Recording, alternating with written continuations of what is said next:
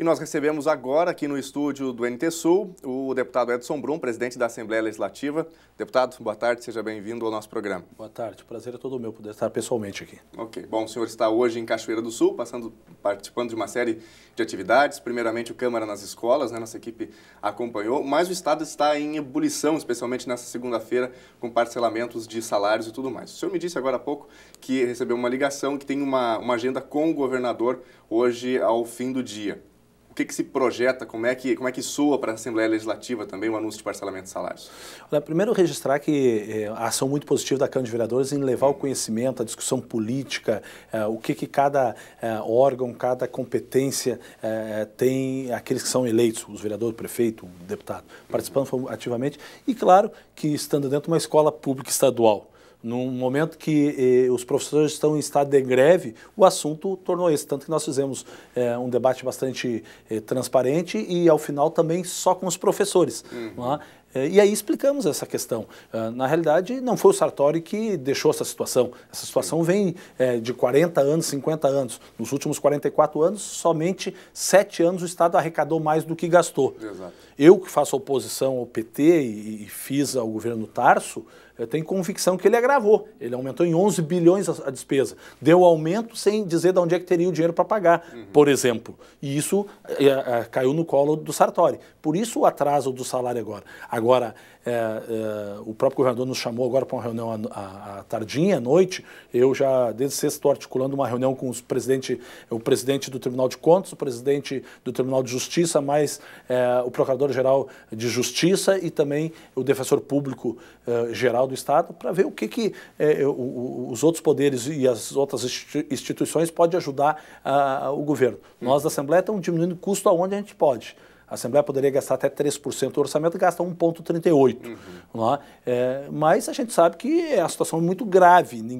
Não tem governante que gostaria de atrasar salário. Exatamente. Não tem governante que gostaria de fazer qualquer atitude em relação a isso. Mas nós temos um problema estrutural que o governo, o executivo, está dizendo que até sexta manda para a Assembleia. Bom, nós na Assembleia estamos preparados para fazer a discussão. Pois é. Bom, uma das previsões, ou ao que tudo indica, deve chegar à Assembleia, ou como projeto, a possibilidade de aumento de impostos, ICMS, né, aumentando aí, inclusive para a energia elétrica e também para o aspecto dos combustíveis. E isso talvez estrangularia ainda mais para o Estado. Mas, no curto prazo, não sei se há uma outra medida. O que vocês pensam, o senhor como presidente da Assembleia? Bom, eu como presidente da Assembleia, eu tenho que fazer a mediação do pensamento, das discussões, oportunizar que todos possam discutir, aqueles que são contra, aqueles que são a favor. Pessoalmente, como mandatário, eu sou contra o aumento de impostos, sempre votei contra, inclusive quando o Rigoto, que é do meu partido, mandou para a Assembleia. Então isso é uma coisa bem clara que eu tenho, até pela ligação com o comércio, com a indústria, e acho que a sociedade em geral não pode pagar por falta de planejamento de vários governos. Se nós olharmos, por exemplo, o déficit ele se agravou lá no governo Brito. O Brito vendeu parte de estatais do Estado e estatais do Estado, e cobriu. Sobrou na época 1 bilhão e 100 milhões de dólares. Hoje daria quase 4 bilhões aí. Que o Olívio se aproveitou disso e manteve, conseguiu trazer equilibrado. Chegou no Rigoto, o Rigoto não tinha nada para vender, o que ele fez? Se utilizou de parte pequena, mas parte pequena dos depósitos judiciais, coisa como milhões, não chegou à casa do bi, coisa como milhões, e aumentou o ICMS. Eu votei contra na época, mas ele aumentou o ICMS, passou na Assembleia. Bom, cobriu o déficit. Quer dizer, o que é o déficit? É aquilo que tu gasta mais do que arrecada. Não é a mesma coisa que ganhar 1.000 de salário e gastar 1.200, tem um déficit de 200. Ele cobriu com isso. Chegou a IEDA. O que a IEDA fez? Vendeu 49% do Banrisul. E cobriu. Chegou o Tarso, o que o Tarso fez? Pegou 7 bilhões dos depósitos judiciais. Bom, o Sartori não tem os depósitos judiciais para pegar, que utilizou quase a totalidade o Tarso. O Tarso ainda se utilizou de empréstimos feitos para fazer estrada. Por exemplo, veio 663 milhões do BNDES para fazer estrada, para fazer a nossa 403, por exemplo. Exatamente. E ele pegou o dinheiro e colocou para pagar folha, para pagar salário. Errado, errado. Ilegal, ilegal. Mas eu faria a mesma coisa que ele. Prioridade para mim é salário. Concepção isso.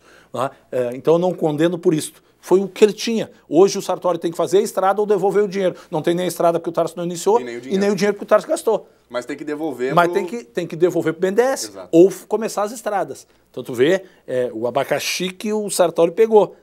Mas vamos lá. o Tarso utilizou os depósitos judiciais. O Sartori não tem depósitos judiciais.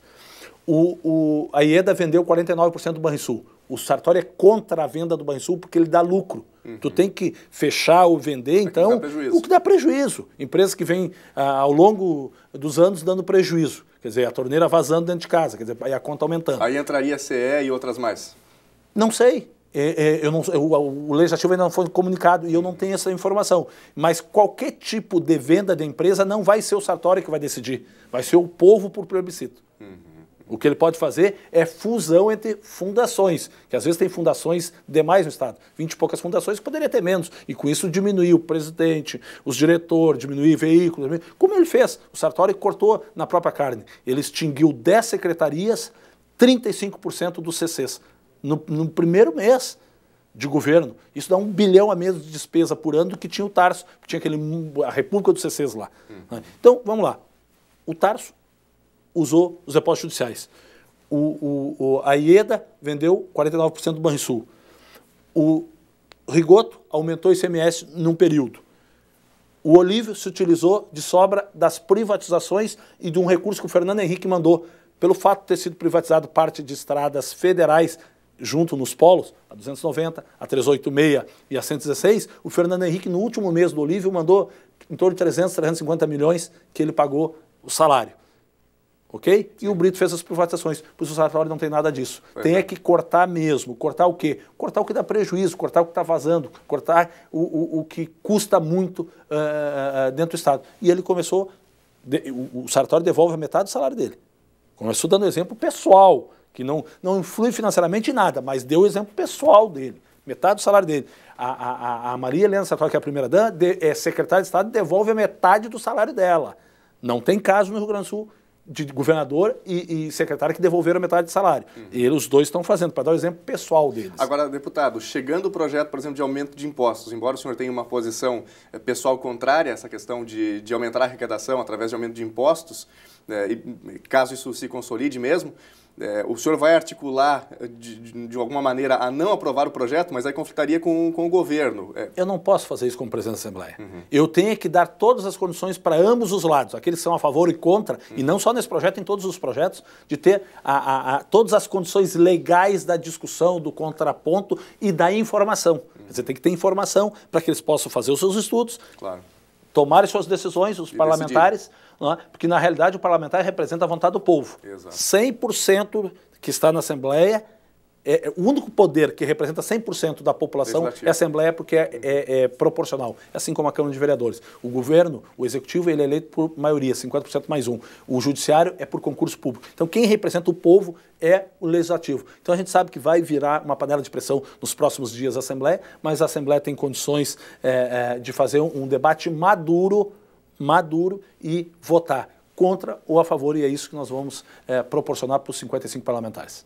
Perfeito. Deputado, muito obrigado pela presença com a gente aqui no NT Sul e sucesso nas negociações e articulações aí também para o nosso estado do Rio Grande do Sul. Eu que agradeço a oportunidade de expressar a nossa vontade e muito feliz da vida, porque a Norte-Sul vai passar por Cachoeira, Rio Pardo, até o Bexiga. Foi um trabalho que a gente fez de anos, isso faz mais de 10 anos que nós estamos trabalhando isso junto ao governo federal e vamos continuar lutando pela 403, que para mim é questão de honra. Perfeito. Muito obrigado, Darcy.